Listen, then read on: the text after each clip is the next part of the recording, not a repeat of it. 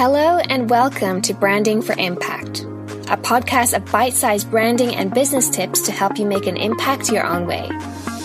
I'm your host, Roseanne, designer, dog lover, Hong Konger, and founder of Prism Creative. Join me as we talk about all things branding, marketing, and myth-busting when it comes to building a business with impact. Whether you're an NGO, social enterprise, or a business ready to create a bigger purpose, this is the podcast for you.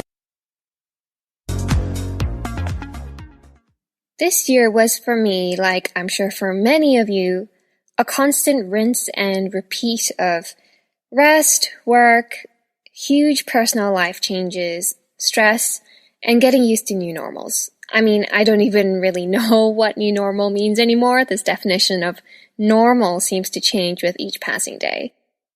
So I have to admit, looking back on 2021 was hard. Even though personally and professionally it was a year of huge growth. But that's only what you see on the outside. There's so much that we don't talk about that goes on the inside, especially when it comes to running a business.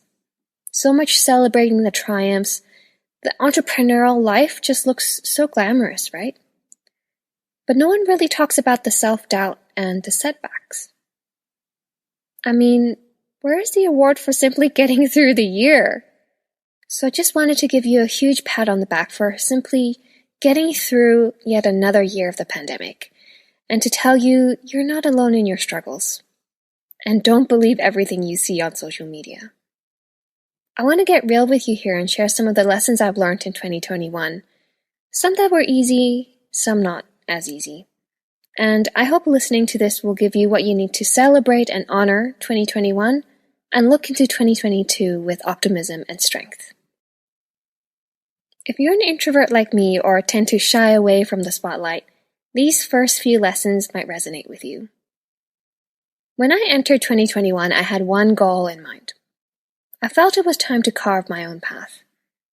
I was so sick of constantly comparing myself to others and putting myself down. And these weren't even people on the same path as me. I was just comparing myself to them because, well, that's what we all do, right? We measure our own success against everyone else's. But the creative industry is so big and there's space for everyone to make their own mark. So I knew in order to do that, I had to step out of my comfort zone. I had to do what nobody else has done when it comes to creating a creative agency with purpose. Only then can I stop comparing myself to others. The only problem was, I'm a classic introvert. I don't like the attention to be on me. I mean, me? Having my own podcast? Presenting my work in front of a room of people? No thanks. But then, my dear friend and podcasting mentor Regina sent me such words of wisdom at the time when I most needed it. She sent me a snippet of a recording with Joe Hayes from Habitat for Humanity, from an episode on Regina's show #Impact Podcast. And this is what Joe said.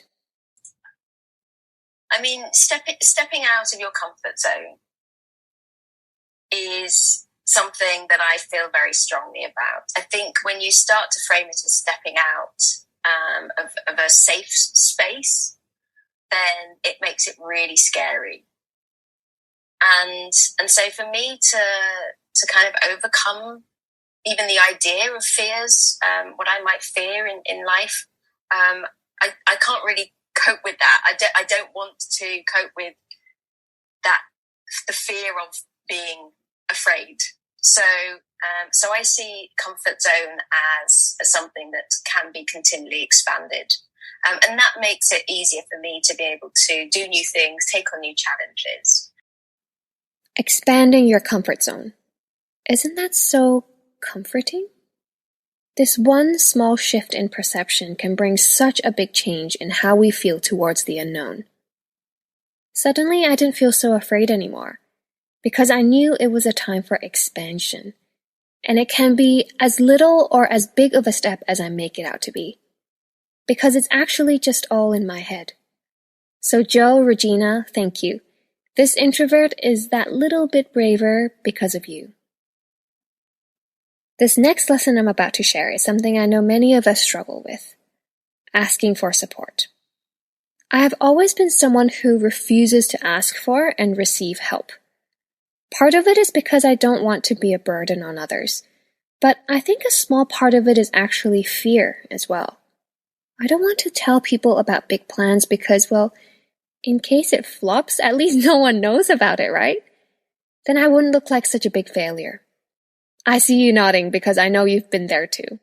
But the thing is, when we allow ourselves to accept help, we can go so much further.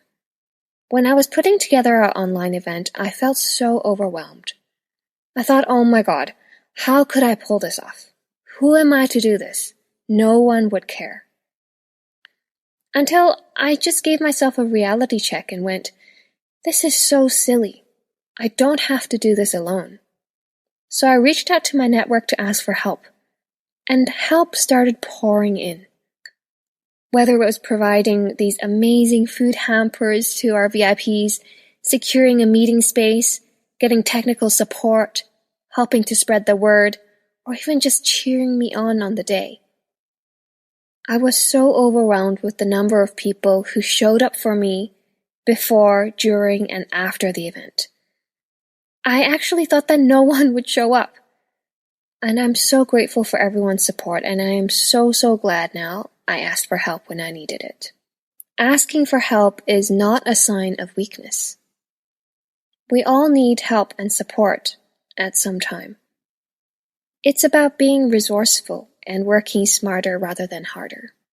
On the topic of being an introvert, I know that many of us are afraid to put ourselves out there because of what we think people would react, say, or think about us. This year, something suddenly dawned on me. I know all of you here listening to this are brave change makers yourselves. You believe in using your skills as a force for good. And I know putting yourself out there is scary. But what I keep reminding myself is the impact we're trying to make is bigger than us. Whether you're a storyteller, a social enterprise, an entrepreneur, at the end of the day, we all want to do great things for our planet and its people. So it's not about us, really. The purpose or the message chose you, and you're simply here to put it out there in the world. It chose you. Having this mindset helps to remove myself from the equation. It removes me from the spotlight because I focus more on the impact rather than on myself. So don't be afraid to dream big. Always come back to your why. And feel the fear, but do it anyway. You'll be so glad that you did. Some of you who've listened to a few episodes already might know that I talk a lot about mindset in business. And 3 years into running a business, I certainly don't know everything yet. But these are a few things I've picked up this year that have really helped me shift some self-limiting beliefs and resistance to change when it comes to running a business. In the second year of running Prism, I made a huge investment in myself. I have a really great friend, Ainsley, who's a business coach. I reached out to her at a point when I was feeling really overwhelmed with my working hours, and I felt like my business was running me instead of the other way around. And overall, I just wasn't happy because my personal life was suffering as a result of my career. So I chose to invest in myself and get to the root of the problem. Ainsley helped me set up signature systems, redefine my business goals, set up better work-life boundaries, and my business flourished. But the more important thing is, I flourished. I'm now in the second year of working with Ainsley, and I can only say, if you're stuck, something needs to be done differently. You can't expect different results if you keep doing the same thing. I truly believe that getting professional help where needed could be the best decisions you could make for yourself and your business. Whether that's hiring a business coach, an assistant, a branding expert. Just think about how much your inaction is costing you, and also how much you're holding yourself back as a result. One of my favorite episodes on Ainsley's podcast is episode 26, How to Make $1 Million Business Decisions.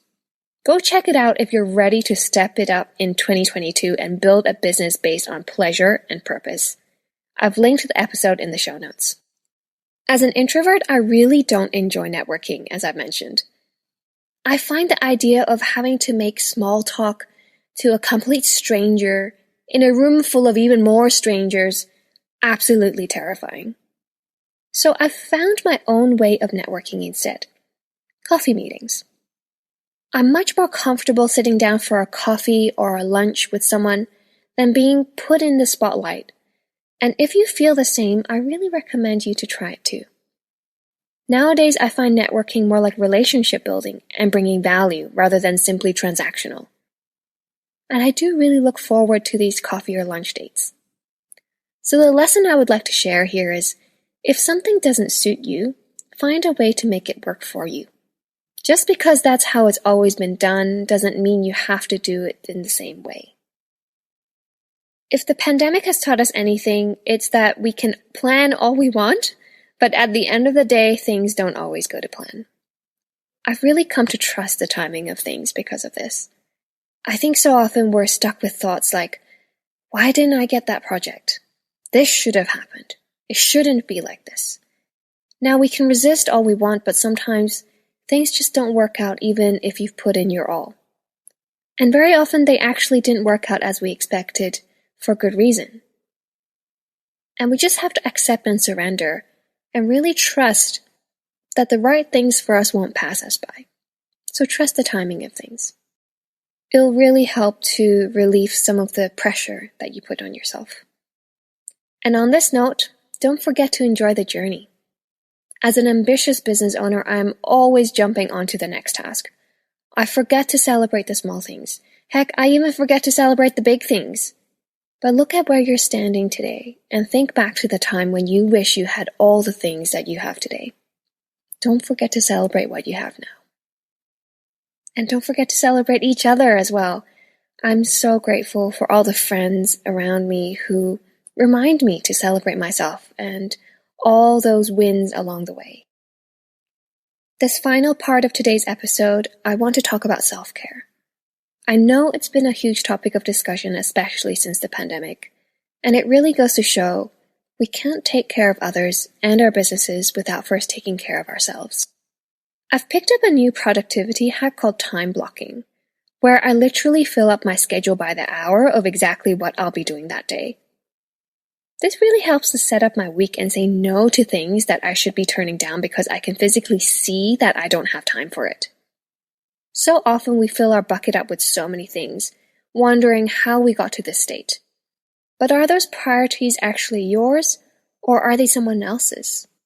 Moving forwards into 2022, I hope that you can make sure to prioritize yourself first, because only then can we show up fully for our clients, for our friends, and for our family. And this leads me into my final lesson of 2021. Let go of the idea of busy. Society has somehow made us believe that in order to be successful, we have to be working 24/7. We have to be a slave to our work, because hard work, grit, long hours, and strong coffee is so glamorized. In the 2 years I've worked with my business coach, I can officially say that I am a recovered busy addict. I put myself and my rest before anything else because as a creative, I understand that I simply can't produce good work if I'm worked to the core. We have to give space for ideas to grow. We have to give time for ourselves to breathe. I used to feel guilty even for going to the art gallery during office hours because I thought that if I'm not at the office, I'm not being productive, and therefore I'm a failure. Which does not make any sense at all when you come to think about it. And yet, it's not perfect. There are still times where I feel overwhelmed by work and have to work late nights. But I don't let it become my normal. If that happens, I simply look at my schedule again and figure out where I can find more balance. And I also accept that things are cyclical. There are times when it will be busy, and times when I can have more time to myself. But I don't let busy 24/7 take over my life. Because I get to rest, enjoy life, and have a thriving business. So I'm here giving you permission to rest, recharge, and enjoy a wonderful holiday season. And on that note, I am definitely resting over this break and we'll come back in January with more branding and business tips for you, kicking off with an episode of listeners' Q&As. If you have any burning questions about branding, this is your chance to get them answered. Email me on roseanne@prismcreative.co and we'll pick the 5 best questions to answer on the first episode of the new year. So happy new year, my dear listeners. Here's to the amazing you. Never underestimate the impact you can make on this world. Thank you so much for listening, and I'll see you in 2022.